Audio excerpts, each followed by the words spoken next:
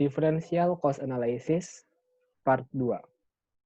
Assalamualaikum warahmatullahi wabarakatuh. Kembali lagi bersama saya Kresna, dan di video kali ini kita akan melanjutkan pembahasan Differential Cost Analysis sebelumnya, yang mana pada video sebelum kita telah bahas tuntas pendahuluan hingga ke jenis-jenis DCA yang ada di buku charter. Oke, mulai saat ini differential cost analysis akan kita sebut sebagai DCA. Di video ini kita akan mengenalkan sebuah konsep mengerjakan DCA. Salah satu Salah satu variasi pengerjaan DCA yang disebut dengan DCU. Lucu ya, cuma beda A dan U saja. Oke, ada 3 poin yang akan kita bahas. Dari definisinya dulu, lalu logika dasar, kemudian kita akan latihan ya dengan ilustrasi contoh soal. Oke, kita masuk ke bagian definisi. Differential cost per unit analysis. Jadi differential cost per unit analysis, DCU itu adalah differential cost per unit analysis. Merupakan pengembangan dari konsep DCA yang merupakan sudut pandang lain dari analisis DCA tersebut. Ya, jadi merupakan sudut pandang lain atau variasi pengerjaan lain, sebuah skema pengerjaan gitu ya. Menggunakan konsep ini, kita akan melihat permasalahan yang timbul terkait dengan DCA dari sudut pandang yang paling sederhana. Maksudnya yang paling sederhana adalah sudut pandang per unitnya. Misal kayak di video sebelumnya kita bahas bahwa ada satu perusahaan yang memproduksi 80.000 unit, nanti dia mendapatkan pesanan tambahan 15.000 unit, maka keputusannya bagaimana? Itu kan secara total ya. Kalau DCA mengerjakan, nanti akan secara total seperti itu. Tapi dengan DCU, kita cukup mengerjakan dengan mengambil berapa sih cost yang ditimbulkan atau dibebankan per unit kalau misalnya produksi 80.000, dan berapa yang akan bertambah ketika nanti produksinya 15.000 per unitnya, nanti baru kita cari selisih di sana. Gitu. Model ini diadaptasi dan diperkenalkan oleh Pak Didik Kurniawan, dosen saya dulu, kemudian materi dasarnya ada di buku charter. Tetapi di buku charter itu hanya sebuah rumus dasar si DCU ini, belum sebuah skema pengerjaan. Kemudian oleh beliau, Bapak Didik, dikembangkan DCU ini menjadi sebuah skema yang sangat memudahkan dalam untuk mengerjakan problem-problem di DCA ini, di bab 21 awal. Oke, kita masuk ke logika dasarnya dulu ya, atau rumus dasarnya gitu. Logika dasar dari konsep ini adalah mengubah alur analisis pada DCA dari yang awalnya analisis soal DCA itu dihitung secara total menjadi analisis yang hanya dilihat dari sudut pandang biaya per unit. Jadi sudut pandangnya saja yang diubah sebetulnya. Sudut pandang total pada DCA, dan pada DCU ini sudut pandang kita adalah sudut pandang per unit gitu.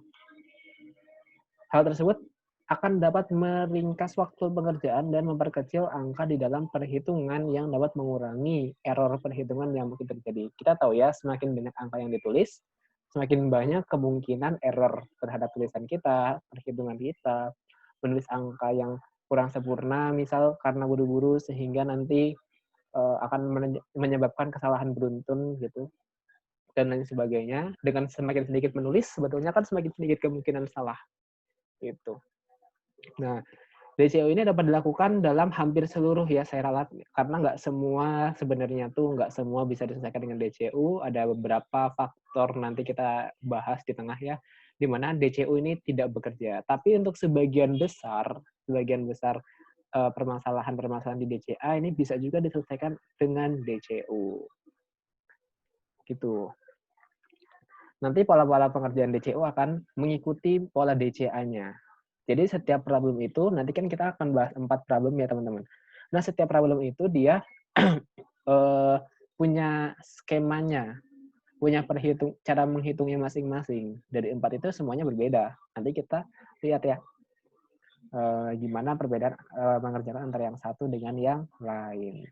Ada yang mirip, ada yang sama sekali berbeda jauh, kayak gitu.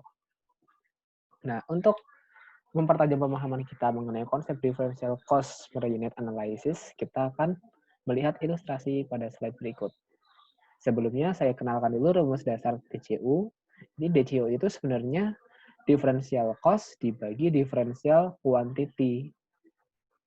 Sama seperti konsep unit cost, yaitu dari total cost dibagi dengan kuantitinya. Karena kita membicarakan differential cost berarti per unit, ya, bukan unit cost, tapi unit differential cost gitu. Kalau mau di depan ya unitnya ya. Maka rumusnya ya harus differential cost totalnya dulu dibagi differential quantity. Nah, itu rumus dasar DCU. Oke, di sini ada PT Pratama, teman-teman. PT Pratama biasa menjual 100 unit produk dalam sebulan dan diketahui bahwa harga jual per unit produk adalah $100 dengan variable cost per unit adalah $40. Kemudian total fixed cost yang biasa dibebankan oleh perusahaan adalah sebesar $3.000 total ini ya, fixed cost total. Pada bulan Desember terdapat pelanggan yang melakukan penawaran khusus atau special order atas produk sebanyak 10 unit dengan harga $70 per unit. Berhubung kapasitas produksi hanya 100 unit per bulan, maka perusahaan memutuskan untuk menyewa mesin produksi selama sebulan dengan biaya $400. Tentukan apakah perusahaan sebaiknya menerima atau menolak tawaran tersebut. Oke, di sini kita akan gambarkan penyelesaian dengan dua metode penyelesaian. Dengan metode perhitungan yang pertama DCA dulu, yang di atas ini, yang di bawah ini adalah DCU. Berdasarkan DCA, kita akan membuat tabel 4 kolom. Kolom paling kiri seperti biasa, seperti laporan income statement gitu, berisi data-datanya, revenue, cost, dan lain sebagainya. Kemudian, nah, tabel atau kolom yang kedua ini adalah kolom saat existing condition. Artinya ketika perusahaan berproduksi tanpa ada tambahan, tanpa ada kasusnya, alias berproduksi normal ya. Jika belum ada atau tidak menerima tawaran tambahan tadi, kemudian ini special order condition, artinya ketika perusahaan menerima. Jadi kalau misalnya menerima secara total bagaimana? Secara total teman-teman ya saya tekankan, itulah ciri khas dari DCA. Dan di sini ada differential condition merupakan kondisi selisih dari dua kondisi sebelumnya. Oke, kita lihat satu-satu. Ketika existing condition, perusahaan akan memproduksi hanya 100 unit dengan harga per unitnya $100, maka total revenue yang didapatkan adalah 10.000. Kalau perusahaan menerima tambahan order tadi, maka kita lihat revenue akan seperti ini perhitungannya, ada 110 yang dijual, tetapi 100 unit dia dijual di harga $100, tapi tambahan yang 10 unitnya itu dia jual di harga $70. Maka apabila ini dijumlahkan, hasilnya adalah 10.700. Dengan begini kita tahu bahwa menerima order akan menambah revenue sebanyak 700. Gitu teman-teman. Lalu variable cost. Variable cost-nya di soal tadi tidak berubah. Yang berubah hanya harganya, dia minta harga khusus, harganya dia minta 70 ya, dari harga yang aslinya 100, tapi kalau variable cost tidak ada yang berubah. Jadi ketika dia memproduksi 100, variable cost-nya adalah 100 kali 40. Ketika memproduksi 110, berarti 110 kali 40. Di sini kita akan mendapatkan bahwa menerima order berarti ada tambahan biaya dari variabel sebesar 400. Lalu, fixed cost. Tadi kita tahu bahwa fixed cost ketika existing condition, dia itu 3.000. Nah, fixed cost yang dasar ini, kalau misalnya bertambah atau berkurang, ya nilainya tetap 3.000, tidak dipengaruhi oleh volume produksi. Tetapi kita lihat atas, kalau misalnya perusahaan menerima order tadi kan dia di luar capacity produksinya. Artinya dia butuh biaya tambahan disebutkan tadi. Tadi nyebutin bahwa atas 10 tambahan itu apabila memang nanti akan diterima, dia harus menyewa mesin sejumlah 400. Biayanya $400.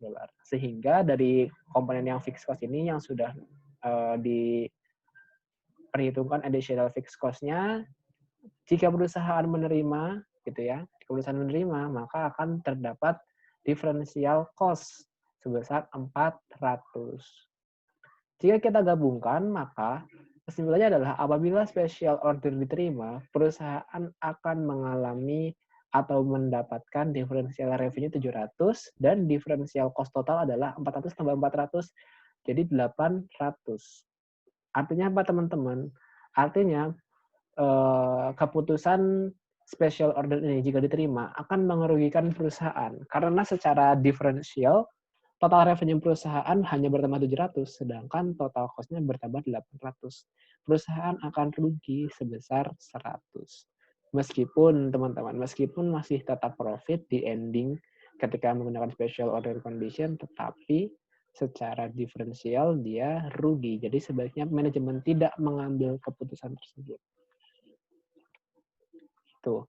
Bagaimana kalau menyelesaikan dengan menggunakan DCU?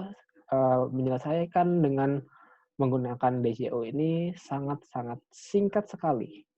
Oke, kita hanya perlu melihat kondisi special order condition yang bukan special order condition sih, kita melihat kondisi untuk barang baru yang ditawarkan. Jadi kan awalnya tadi biasa memproduksi 100 unit, yang itu kita tidak permasalahkan nih kalau menggunakan DCU. Kita hanya melihat yang diferensialnya saja, yang sedang dibicarakannya aja. Tadi yang dibicarakan adalah bagaimana kalau ada penawaran membeli 10 unit tambah. Membeli 10 unit dengan harga $70. Maka kita akan tulis di sini, unit price of new product yang ditawarkan itu adalah 70. Per unitnya adalah 70. Begitu. Kemudian variable cost per unit akan bertambah sejumlah 40 per unit. Jadi harganya 70, variable cost per unitnya itu adalah nambah 40. Karena tadi tidak berubah variable cost per unit yang lama maupun yang $10 ini, yang 100 maupun yang 10 harganya biayanya sama-sama 40 per unit. Maka biaya variable cost untuk produk yang ditawarkan adalah 40, tapi harganya adalah berbeda, harganya 70, bukan harganya 100 gitu ya. Kemudian fixed cost yang 3.000 tidak berubah, tetapi ada additional fixed cost kan sebesar, nah additional fixed cost-nya adalah sebesar 400 total, $400. Tetapi kita tahu yang ditawarkan itu oleh si customer adalah membeli sebanyak 10 unit teman-teman kan. Membeli sebesar 10 unit berarti kalau kita bebankan si 400 ini ke setiap unit yang ditawarkan customer, maka kita akan dapat angka 400 bagi 10 berarti 40. Artinya apa? Artinya nanti unit profit yang kita peroleh atas additional quantity produk yang ditawarkan tadi oleh si customer negatif 10 dari 70 min 80. Jadi negatif 10. Artinya apa? Artinya merugikan. Merugikan artinya apa? Manajemen sebaiknya tidak mengambil keputusan tersebut. Oke, kalau kita perhatikan angkanya berbeda ya. Hasil dari DCA dan DCU tentu saja angkanya berbeda. Tetapi intinya kan sama. Keputusan akhir yang diperoleh perusahaan sama bahwa perusahaan tidak menerima special order tersebut. Dan kalau kita perhatikan, rumus dari DCO itu kan differential cost dibagi differential quantity. Ya. Kalau kita lihat di profit ini ya, profit akhir ini kan differential condition di profit ya. Differential condition di profit itu 100. Kemudian tadi kita tahu bahwa produk yang ditawarkan itu adalah 10.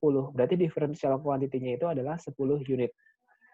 Itu tambahan yang ditawarkan. Artinya kalau rumusnya seperti ini, biaya atau yang revenue atau biaya ya, differential cost boleh atau differential revenue boleh, dibagi dengan quantity, T100 dibagi 10, hasilnya adalah 10 teman-teman. Nah, jadi memenuhi nih rumus tersebut ya. Pada akhir-akhirnya tuh dia memenuhi rumus dasarnya juga, dan dia perhitungannya lebih sederhana. Jadi kalau di DCU itu kita melihatnya hanya melihat yang selisihnya saja. Biasa memproduksi 80.000, dapat tawaran tambahan 15.000. Ya kita lihat aja 15.000, atas 15.000 produk yang ditawarkan, 15.000 produk tambahan yang ditawarkan, berapa harga yang diminta customer, berapa cost yang akan keluar secara variable, berapa cost yang fix yang kira-kira akan bertambah atau berkurang. Kalau ada berapa opportunity cost dan lain sebagainya. Syaratnya adalah kita melihat per unit. Jadi kalau kayak additional fix ini, ada data seperti ini nih, yang datanya adalah total, kita harus bagi dulu ke berapa banyak differential cost yang ada. Gitu ya. Di sini differential cost yang ada adalah 10. Tambahan yang ditawarkan 10, artinya kita bagi 10 dulu, baru bisa masuk ke skema DCU. Pokoknya semuanya serba per unit. Itulah differential cost per unit analysis yang mampu menyingkat perhitungan sepanjang ini menjadi perhitungan ringkas seperti ini yang bisa diselesaikan dalam waktu cenderung lebih cepat. Nah, ini tadi kesimpulan secara tertulisnya ya. Jadi lebih baik perusahaan tidak menerima tawaran karena merugikan perusahaan, ditandai dengan hasil akhir profit negatif. Dan dapat kita lihat bahwa kedua analisis memberikan hasil keputusan yang sama sebenarnya, yaitu penolakan meskipun angka berbeda. Gitu. Nah, ini ya keuntungan dari DCU adalah lebih mudah diaplikasikan karena ringkas, kemudian efisien dalam penggunaan waktu, tapi tetap memberikan hasil akhir yang akurasinya tinggi. Meskipun memang ada sebagian kecil soal yang tidak, di mana differential cost per unit analysis atau DCU tidak bisa bekerja. Baik, seperti itu teman-teman pembahasan tentang differential cost analysis. Mudah-mudahan bisa difahami. Apabila teman-teman masih belum bisa memahami dengan sempurna, silahkan di-back lagi videonya ke bagian yang belum bisa dipahami, ulang-ulang sampai teman-teman bisa paham. Jika teman-teman sudah merasa paham, teman-teman bisa saksikan video yang berikutnya, yaitu different cost analysis part yang ketiga. Terima kasih. Assalamualaikum warahmatullahi wabarakatuh.